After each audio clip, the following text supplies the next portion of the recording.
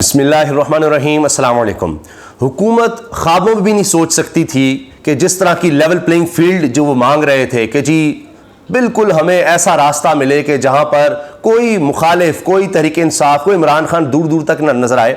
ऐसा हमें रास्ता चाहिए, ऐसा हमें इलेक्शन चाहिए। उससे भी बढ़कर उनके लिए हो चुका है, लेकिन फिर भी समझ नहीं आ रही कि इतनी बुखलाहट क्यों है कि चंद ही घंटों के अंदर अंदर तीन बड़े ब्लंडर्स किए हैं हुकूमत ने, तीन बड़े ब्लंडर्स और तीन अहम तरीन हुकूमती शख्सियात की तरफ से, जिसके बाद अब यह बात हो रही है कि आखिर हो क्या गया है इस हुकूमत को, इतनी बुखलाहट क्यों है, इतनी परेशानी क्यों है, ये दबाव किस चीज का है, ये अचानक क्या हुआ है। क्या यूरोपियन यूनियन की तरफ से जो स्टेटमेंट आई है कि आपके यहां इंसानी हुकूक का क्या हाल है, ये इंसदाद दहशतगर्दी के अदालतों को, दीगर मामलात को, या जो क्रैकडाउन आप कर रहे हैं इसको हम देख रहे हैं और दीगर मामलात के हवाले से,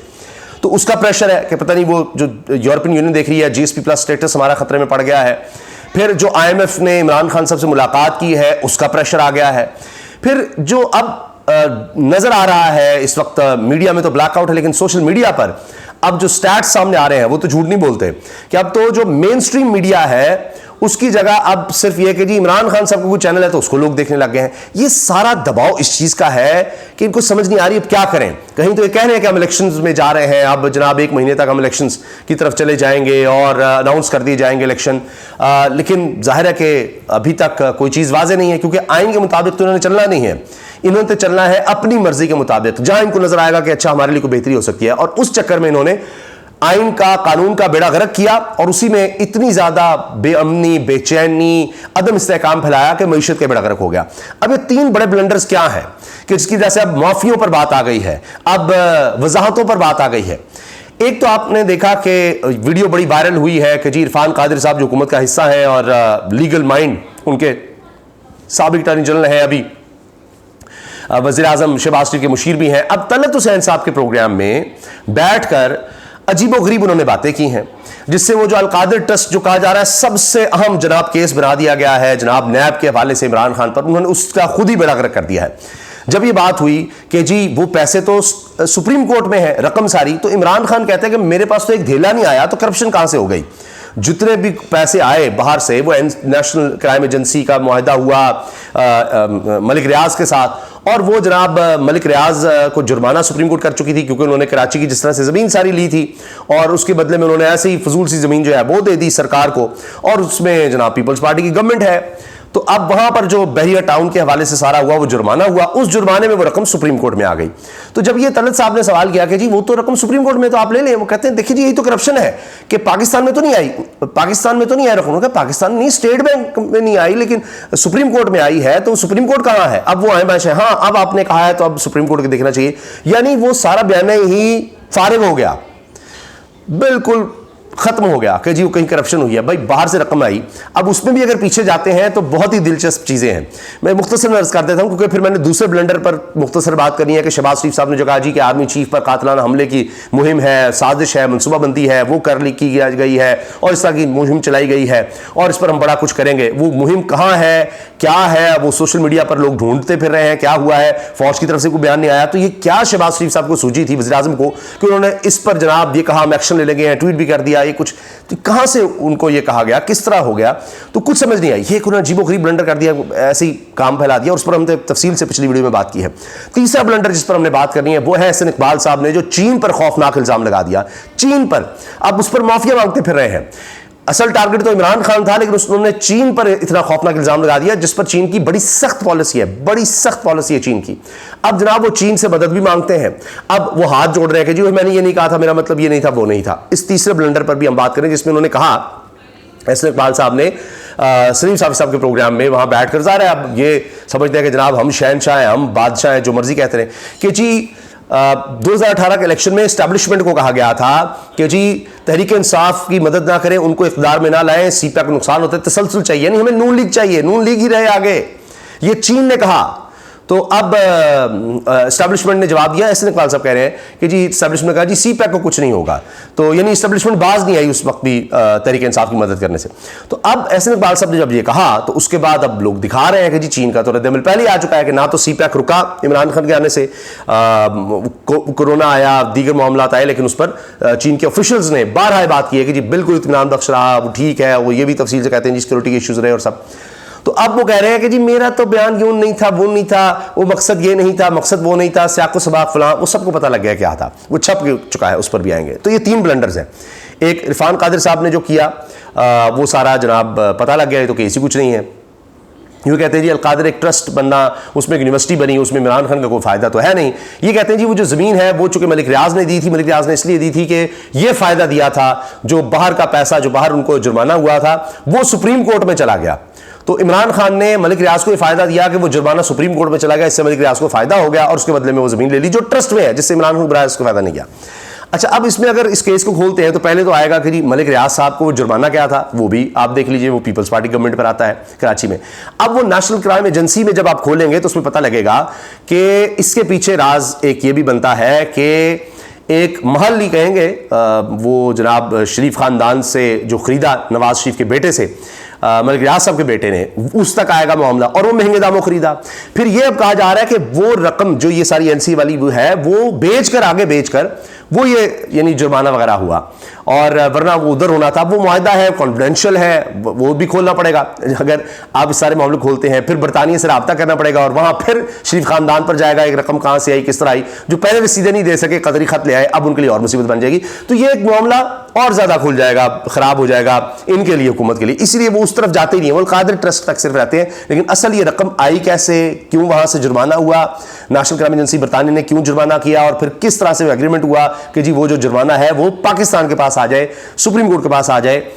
चूंकि यहां पर मलिक रियाज को जुर्माना हो चुका था, उसकी मद में आ जाए। तो अब वो मलिक रियाज साहब के वाले से तो हुकूमत तो नाम भी नहीं बोलती। तो खैर,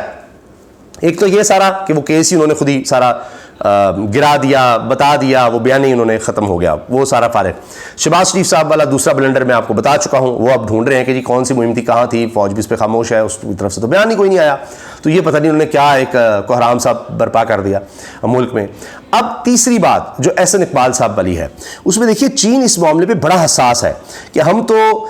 किसी भी तरह से किसी भी मुल्क में अंदरूनी तौर पर मुदाखलत करते ही नहीं हैं। तो फिर चीन पर यह इल्ज़ाम लगाना कि जी चीन ने ये कहा था कि जी इमरान खान को नहीं आने देना आपने, तो चीन तो इस पर बड़ा हसास है कि जी हम तो हर एक हुकूमत से काम करना चाहते हैं। नून लीग से भी किया था, उसके बाद तहरीक इंसाफ गवर्नमेंट है उनसे भी किया था, अब भी फ्री एंड फेयर इलेक्शंस हो जाए। तो ये तो अजीब बात उन्होंने कर दी। अब ये आप देखिए कि चीन पीटीआई दौर में CPAC पर पेशरफ्त को इत्मीनान बख्श करार दे चुका, ये ARY पे खबर लगी हुई है, उन्होंने ARY ने बाकायदा बात भी की थी इस हवाले से चीन के जो नुमाइंदे हैं चीनी कौंसल जनरल से कि पीटीआई दौर में क्या जी CPAC रुका था, कोई इतराज़ात वाला, उन्होंने कहा जी कुछ नहीं। अब एहसन इकबाल साहब ने जी इस पर ट्वीट भी कर दिया, जी मेरी स्टेटमेंट को ये किया वो किया, और अब वो आज न्यूज़ भी ये लिख रहा है कि एहसन इकबाल एस्टैब्लिशमेंट को चीन के इंतबा के दावे से पलट गए, यू टर्न, भाग गए, दौड़ गए, फिर गए। हम न्यूज़ लिख रहा है चीन ने पीटीआई को इक़्तिदार में लाने से मना किया था, एहसन इकबाल यानी चीन पर इल्ज़ाम लगा रहे हैं कि चीन ये कहता है जी ये आए, ये ना आए, फलां आए, फलां आए। इस पर अब जनाब एहसन इकबाल का चीन और CPAC पर बयान गैर जिम्मेदाराना है, शाह महमूद कुरैशी ने भी बयान दे दिया है। तो ये जनाब इस वक्त हालात हैं, ये सूरत हाल है, और इसके अलावा और कोई वजह, वजाहत, मंतक समझ नहीं आती कि ये क्या हो गया इस हुकूमत को। 3 बड़े ब्लंडर्स चंद ही घंटों में इन 3 शख्सियात की तरफ से किए गए हैं, सिवाय इसके कि वो सब कुछ करके भी जो ये ख्वाबों में नहीं सोच सकते थे तहरीक इंसाफ के खिलाफ ये हो जाएगा, वो 9 मई के वाक़यात के बाद वो सब कुछ इनको मौका मिल गया, वो हो गया, और इमरान खान साहब के खिलाफ भी केसेस 200 के लगभग बना दिए, सारा कुछ हो गया। लेकिन वो मकबूलियत और ये सब इंटरनेशनल ऑर्गेनाइजेशंस का मामला, यानी अमेरिका तक में जिस तरह डॉक्टर्स वहाँ पर जो तकरीब हुई है, वो सब चीज़ें अगर देखें ये, और सबसे ज़्यादा ये जो IMF वाला है, इनसे हजम नहीं हो रहा है, इसलिए कह रहे हैं जी वो हो सकता है, मरियम साहब कह रही हैं हो सकता है वहाँ जाकर कहा हो कि जी आप कोई खलल ना डालिएगा, कोई एहतजाज ना कीजिएगा, हम तो इनसे चल रहे हैं। बड़े वाह, माजी में कितनी इसकी मिसालें मिलती हैं। तो अब वो ये जो तौजीहात और ये पेश कर रहे हैं, उससे लगता है कि इतना इन पर प्रेशर है कि अब वो भी देख लीजिए कि वीडियो वायरल हो रही है कि मरियम औरंगज़ेब साहिबा, मौलाना फजलुर रहमान साहब की हुकूमत है, ज़ाहिर है उसमें सिनेमा का वो कह रही हैं कि जब सिनेमाज बनेंगे इनके संग बुनियाद रखे जा रहे हैं और ये बहुत बड़ा काम होगा, म्यूज़िक पॉलिसी आएगी, उस पर दुआ भी की जा रही है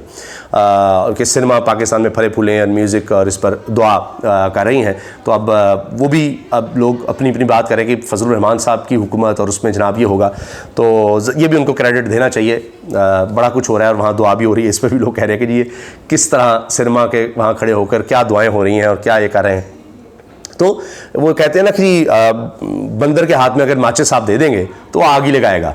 और तो उसको कुछ नहीं होगा, जिसका काम नहीं है। तो ऐसे लग रहा है कि हुकूमत में वो लोग बिठा दिए गए हैं कि जिनको कुछ समझ नहीं, वो सिर्फ शौक था हुकूमत में आने का और अपने केसेस ख़त्म करवाने का, मौजों का, अय्याशियों का, वो पूरा कर रहे हैं। उनको समझ नहीं आ रही कि क्या करना है। जो ही उन पर थोड़ा सा प्रेशर आता है किसी भी तरह से, जो उनकी उम्मीदों के बरक्स होता है कि अच्छा ये हो गया, वो यूरोपीय यूनियन कह दिया, IMF ने कह दिया, अच्छा बार ये हो गया, ये उस तरह से क्रश नहीं हुआ, तो फिर वो ऐसी सी बोंगियाँ मारते हैं कि इंसान सर पकड़ लेता है कि बुनियादी चीज़ें हैं, बुनियादी चीज़ें। और ये कई बारियां ले चुके हैं मिनिस्टरशिप की, उसके बावजूद इनको नहीं पता कि क्या बात करनी है क्या नहीं करनी, लेकिन वहाँ पर अपने बस उस शौक फरमाने में कि मीडिया बैठे हैं और जनाब चीन ने कर दिया, वो कर दिया।